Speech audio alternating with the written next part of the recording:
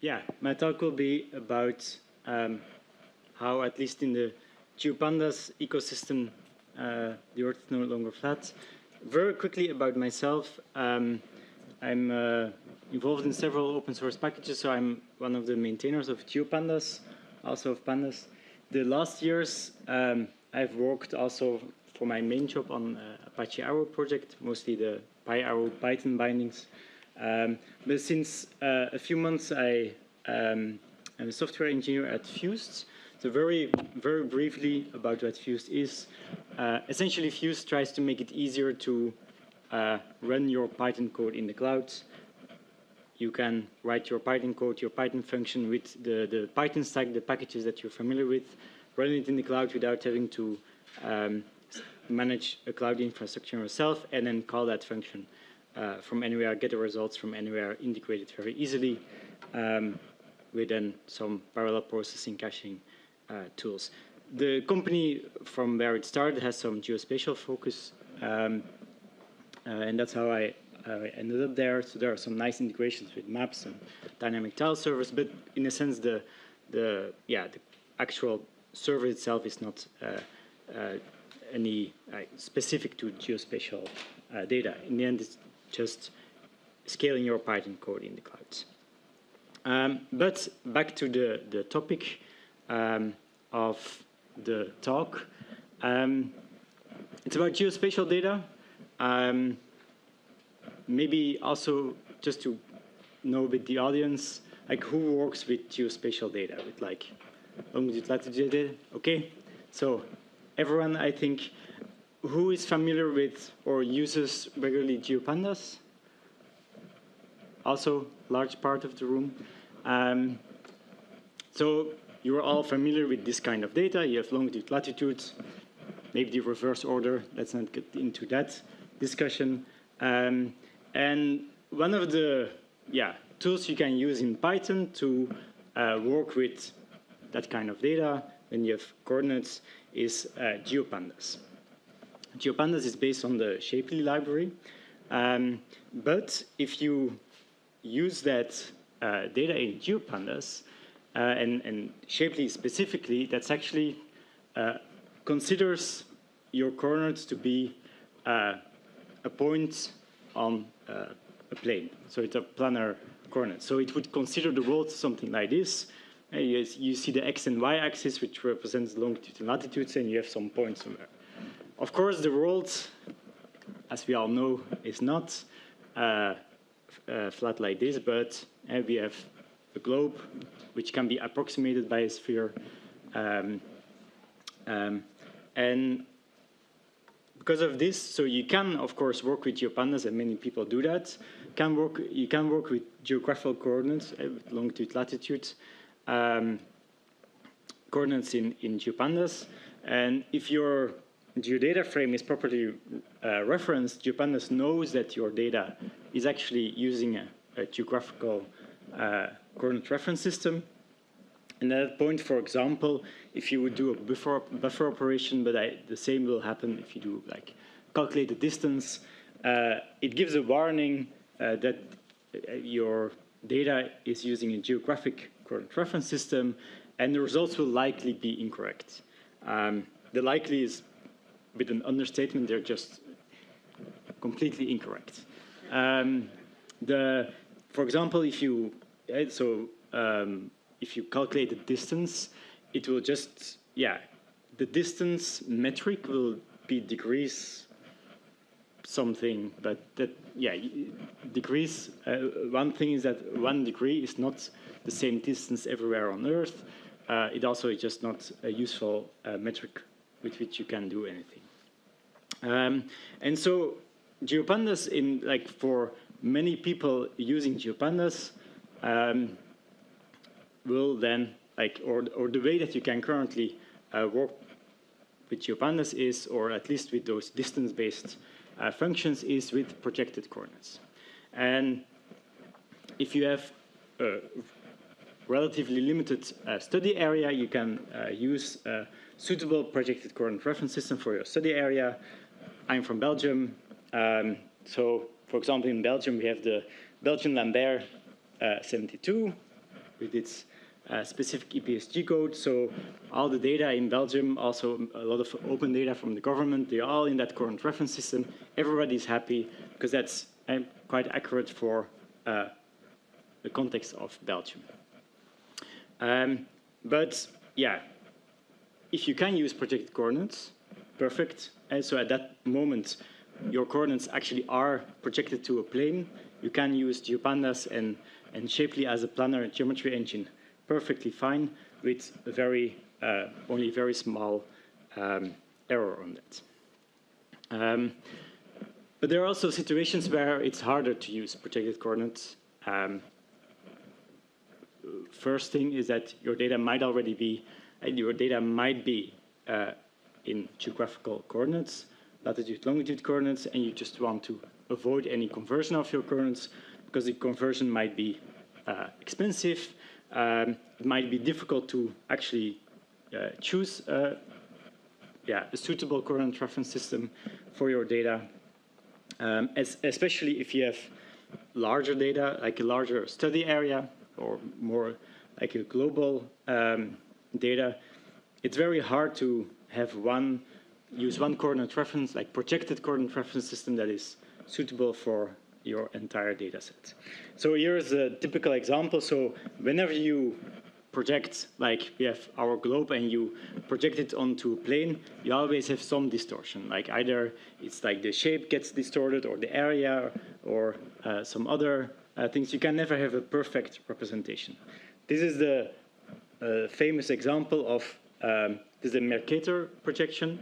And it shows like when it's in full, that's the Mercator projection. And then it sizes down to the actual size of the country. So the Mercator projection has a very large distortion in the area of polygons when you go more towards the poles. But that's a problem if you have data, you want to do global analysis on your data sets. It's not that easy to just use projected coordinates. Some other problems with projecting global data sets is, for example, if you have data that cross the, or in this case, covers the South Pole, you get some kind of, edge effects. A different kind of edge problem is that, example here, the Fiji Islands, so it crosses the antimeridian. So if you consider the Earth as this specific plane, there is a part that is entirely on the left, the part is entirely on the right. And so if you work with planar geometries, even you might have a single island, a single polygon, you actually have to split it to be able to represent that single island. That's already not very useful that you have to split it, but if you then do, for example, a bounding box in planar space, you get a very, not very useful bounding box. Another example of global analysis, if you want to do something distance-based, and using a buffer here, I created the area of 500 kilometers within coast, within distance of 500 kilometers from land. Also here, the offset, for example, here around the equator or more toward the North Pole, that's not actually the same distance if you do that with planar geometries like this. Shortest path of the path on the sphere. So also example of distance-based calculation. So here there is a line from, I think, New York to Paris, whatever city in the US, in Europe. On the projected coordinates, you might think that's the shortest path between those two points. In practice, on the globe, the great circle, and the shortest path on the globe, on the sphere, is something like that. So if you plot it on this kind of projection, you see the blue line here was the curved one, but the shortest one in this projection. Final example, you also have, if you have polygons with somewhat larger edges. The question is, like, how, like, so you essentially have, this is a small polygon, so you have just a triangle, you have 3 points. And the question is, like, what do you do? Like, how do you connect the 2 points for the edge of the triangle? Is this the shortest path on, like the great circle as I just showed, or is it the straight line on this representation? And so if you have that triangle with those 3 coordinates and you consider those edges to be planar on this representation, you get a triangle like that. But if you would reproject that triangle using a orthographic projection looking at the pole, that triangle becomes something like this. And so you can already see that if you actually have those 3 points, the real triangle that you, or depending on how you created the data, how you want to interpret the data, the real triangle might be something like this. And also here, so how you interpret edges of polygons, do you interpret as straight lines on the plane or straight lines on the sphere, are 2 very different things. Because if I want to check here, if a certain point is contained in that triangle, you will get a very different answer based on how you interpret your edges. And so that's all related to the fact that the Earth is not flat, although GeoPandas Shapely will consider it as something flat, and you're responsible to ensure that your approximation, your projection is fine. A better approximation is to consider the Earth as a sphere, and that's what the libraries that I will show afterwards are doing. So using your coordinates, so your longitude-latitude coordinate, consider that to be a point on a perfect sphere. Of course, also, this perfect sphere is still an approximation. An even better approximation would be an ellipsoid where, because the Earth is a little bit, I'm now forgetting which direction, it'll be a little bit wider than its high. So it's not a perfect sphere, so ellipsoid would be better. You can use the ellipsoid of the behind your coordinate reference system. But of course, even an ellipsoid is always an approximation because you have local variations in height above the sea level. But so by using a spherical model that is already quite accurate and is a lot simpler to implement all the algorithms of, like, does a certain polygon intersect with another polygon, all those kind of algorithms are a lot simpler to implement considering a sphere compared to an ellipsoid. And so there is a library, S2 Geometry. It's developed by Google. It's the open source library that implements spherical geometry, algorithms, and it's used by several products of Google, but it's open source and it's also having some bindings. And for example, in the R world, so I don't know if people here are familiar with the R spatial ecosystem. So you have the SF package, which is a bit the R counterpart of GeoPandas.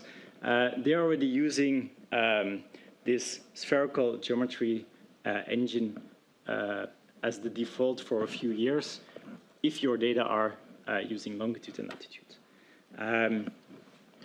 And so based on top of this S2 geometry library, there is another S2 geography layer that makes it a bit nicer to use, maps it to simple features, the point, line, string, polygon, so the simple features API that we are used to working with GeoPandas or with spatial databases. And then the Spherely library, and that's the main new library that I want to show in this talk, is a Python interface to that library. So Spherely is like Shapely, but on the sphere. And because of using being on the sphere, yeah, there are lots of those edge cases, like being on the edges of the planar world, that will be handled automatically for you. The main goal of Spherely was to be provide a familiar interface for people using Shapely. Technical details is that it's, yeah, you're using PyBind 11 to wrap the C++ code from S2 geometry in a Python interface, and we provide some, yeah, Python API, several of the functions. And so there is a small code example here using Shapely. I'm creating an array of 3 Shapely objects using NumPy, that is a objective type array. We have 3 line string objects. And I can, for example, ask with the intersects function, for each element of my array, does it intersect with a certain point? And so if you want to do the same with Spherely, so I changed the import to Spherely. The way to create the objects is a little bit different. Here we have functions instead of the subclass constructors, because in Spherely we just have a single class, but then we have a very similar Spherely.intersect function. So we try to provide a similar API as Shapely. Most of the things, yeah, I have to say it's a very early, like we made a 0.1 release earlier this year, I think in February. So it's in early stage of development, but at the same time, many of the basic things are actually there and are working fine. So you can create all the different data types. There is like, you can import exports to some formats like well-known text, well-known binary, and GeoArrow, so you can easily get data in and out. Basic measurements like area, distance, the basic predicates, basic overlays, they are all already available. A few notable things that are missing is actually a buffer and an area union that are, I think, two of the most used ones, like, at least in people using GeoPandas that are not yet available. We certainly also have other ideas to improve it, like make it faster, make better use of the spatial indexing system of S2. So S2 is based on, it's a bit similar, like people might be familiar with like the H3 spatial indexing system with the hexagons of different sizes at different levels. So S2 has something similar with rectangles, like yeah, dividing the Earth in each time smaller squares, and you can do very efficient like querying based on that those S2 cells. But that's something we haven't yet exposed in the API. And we also want to integrate it in yeah, the rest of the ecosystem. Some examples, going back to the examples that I showed earlier. So remember the triangle that is covering or not covering the South Pole. So if I create this triangle, so with the 3 points using Shapely and ask, does this triangle contain the point of the South Pole? So Shapely is the green triangle, and that's how, if you consider the edges as planar straight lines, that's the green triangle, and indeed it gives false. While if you use Spherely, then that creates the blue triangle, and it's fall off my slides, I see. I don't know if I can zoom out. But yeah, you can't see it, but it shows true.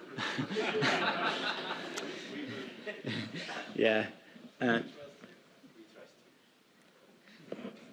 On the resolution of my screen, it was visible, sorry. Another example is area calculation.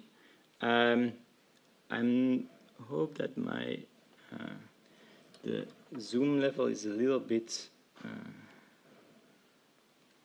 too small.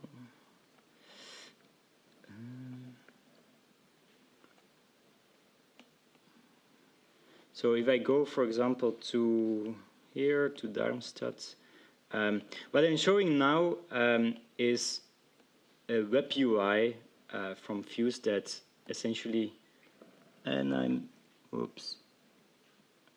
copying lots of code here. That's not the.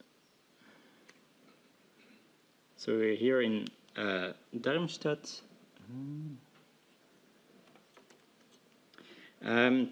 What I wanted to show here, and I will show it here. So I'm loading some data, and I did something wrong here. I still pasted one more thing. What I wanted to show here, I'm loading some buildings data. But what I want to show is that I'm essentially constructing, getting some data. So the building data, I'm now converting it to Spherely, going through well-known binary. And then I want to calculate the area of those buildings in a few different ways. And one way is, as I mentioned, if you use GeoPandas, you have to project your data. If you don't know what is the best projection system, so one way that you can do that is there is a method in GeoPandas that is called estimate the UTM zone.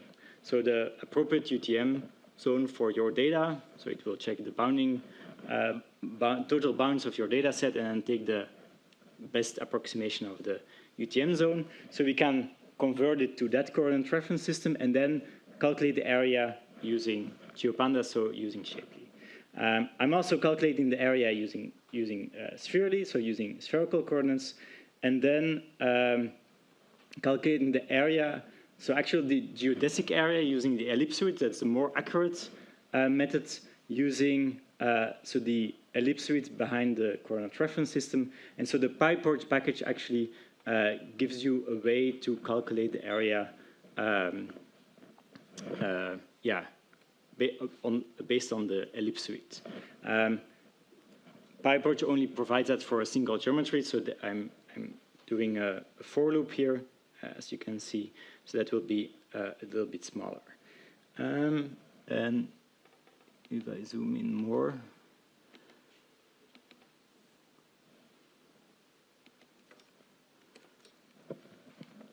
what I wanted to show here is that, so now for this area, I'm loading the data, but it's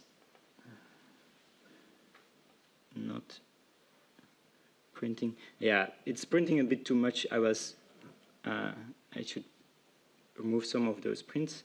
I wanted to let you see this part.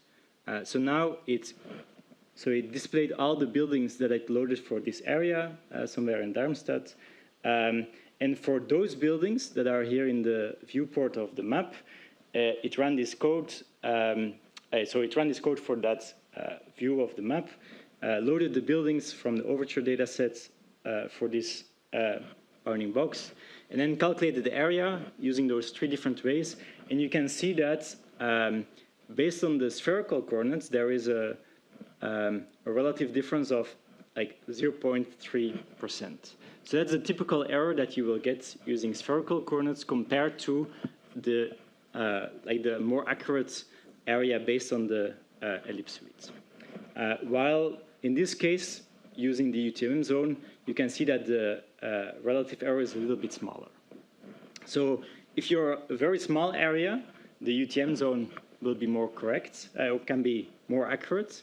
But of course, if you have global data, there is not a single UTM zone anymore, or even if you have data on like full of Europe.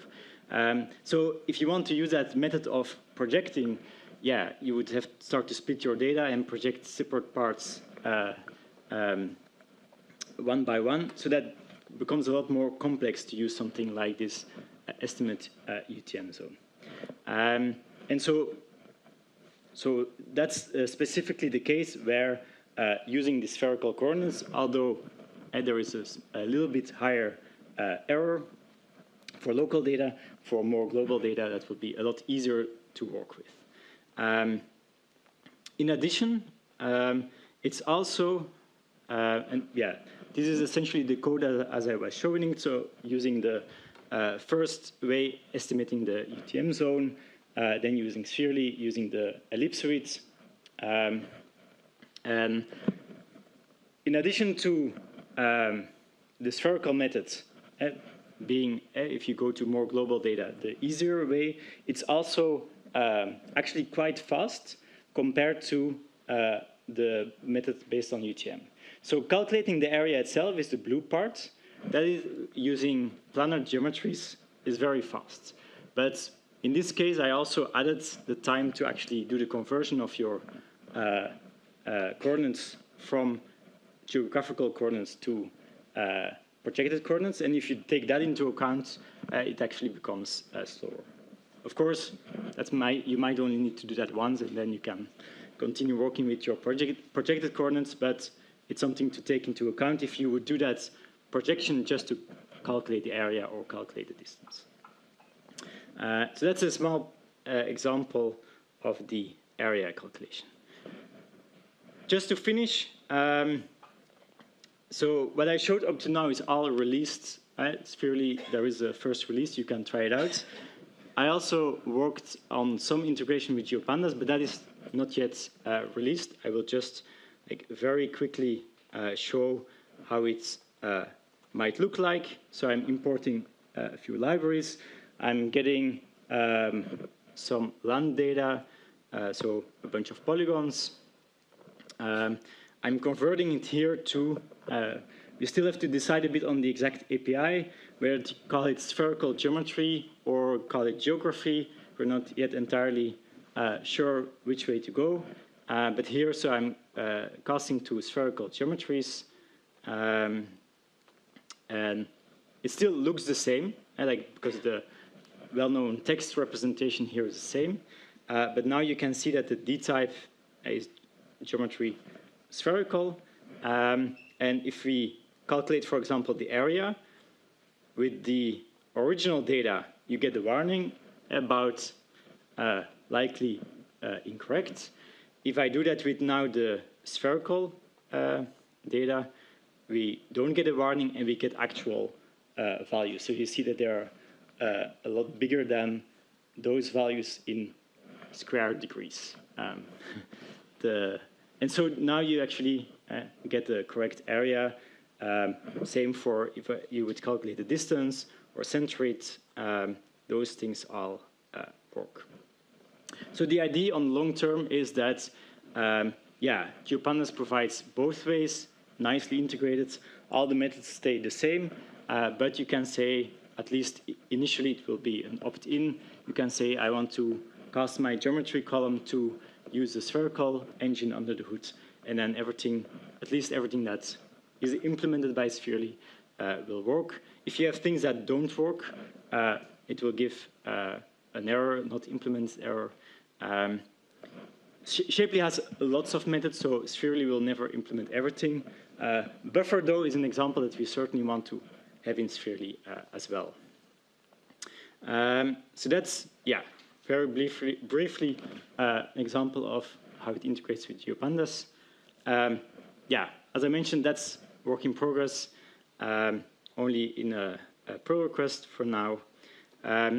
If you want to try it out, give it a go. So the integration with GeoPandas is not yet available, but you can use it directly already. You can, if you load your data with GeoPandas, you can convert the Shapely geometries to Spherely, for example, by going through well-known binary, and then you can get started trying it out. A few people to thank. So I, together with Benoit, we worked on this Spherely package, also thanks to a NumFocus Small Development Grant, and thanks to the other people involved, and also certainly the Joris and Etzer from the R spatial community, who actually started doing this a few years ago, and we are now being able to benefit from their work to bring that to Python as well. Okay, so that was my presentation. You can find, if you want to see the slides, there is a link here to the GitHub repo with the slides. You can find it there.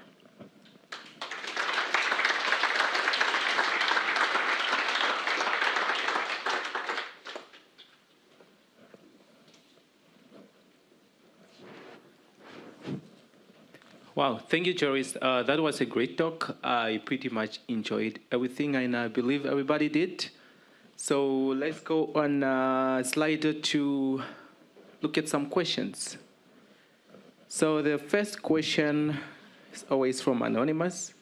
Is do you plan to support changes from a sphere to a squeezed sphere and allowing for a 3D dimension like altitude? The first part I didn't entirely understand about the squeezed geometry, but so already to answer the second part, so altitude, that's something that's not supported by the S2 geometry library. They only do essentially on the like a unit vector on the globe, and yeah, so it's only longitude, latitude, no altitude. So there we are limited by what the underlying library does. For example, Shapely does support some form of altitude, like with Z and also M coordinates, but it's also very limited. Many of the algorithms in Shapely will only consider actually X and Y and not your altitude. So that's in general in like GeoPandas quite limited. Great. The second question is, does MCP support servers calling the LLM in reaction to an event rather than only the LLM calling the server? I suppose that's someone who put it in the wrong room. Okay, we have two more. Is there a chance that the methods of Spherely will be added to Shapely and therefore GeoPandas? So we don't plan to add it actually to Shapely. Shapely is really based on the underlying Geos library. That's the underlying C++ library that like many packages use. Like also if you're using PostGIS, it's using Geos. If you're using R, if you're using QGIS, they're all using the Geos library for the actual operation. So Shapely is limited to Geos, and Geos is planar. That's like their scope. And that's the reason that we created this separate package, Spherely, to focus on spherical geometry engine. So Shapely and Spherely will always be separate, and if you want to use it directly, you will have to do that consciously and use one or the other. And you can convert from one to the other by going, for example, through well-known binary. We do want to integrate it, as I showed in the end, we want to integrate it in GeoPandas that, at least for GeoPandas users, where you might not use Shapely that much directly, it becomes a quite fluent experience. Like you have your geometry column, and you can say like now convert it to spherical, like use a spherical engine instead of the planar engine, and that becomes quite seamless integration. But that means that if you interact with single geometries of your geodata frame, like you get one polygon out of it, you will get a Spherely polygon instead of Shapely polygon, and that will, behave slightly differently. Like they are not exactly the same. Okay, we have two more questions. Is the API of Spherely similar to that of Shapely? Can you use as drop-in replacement? Does it also use same dependencies like Geo's library under the hood? Yeah, so I partly mentioned that, I think, in the answering the last question. So it's not using Geos, it's using a different under the hood library, but it's very similar in that it's also, at least like it integrates very well with NumPy. So if you work with an array of geometries. So here I had an example, and you see that it's not exactly a drop-in replacement, because we made some decisions in Spherely to like not have these subclasses. So Shapely has like a point, line string, polygon subclasses, and you can use them as constructors. In Spherely, we didn't implement all the subclasses, so we have like a create line string function instead. That's a difference in this example, but then once you have your geometries created, or you got them like converted them like from well-known text, and at that point it's very similar. Then here, like the function intersect works exactly the same. They both work with single geometries or with arrays of geometries. So not exactly drop-in, but we want to make it at least very familiar for people that know Shapely to use Spherely. Great. The last question, not we have. I think we can we take 2 more questions? Okay. So the surface of the Earth is still flat in sphere, like Belgium and a nudge actually when it's windy. Sorry, can you say again? The person is just asking if the surface of the Earth is still flat in sphere, like in Belgium or Netherlands. I don't know if this one is serious or somebody is just joking around. Yeah. Anybody ask true. this question? Can you expand more? It's still a perfect sphere, so yeah, everything is flat. That's true. Okay, the last question is from Anonymous. He or she is saying great work. Thank you. Thank you.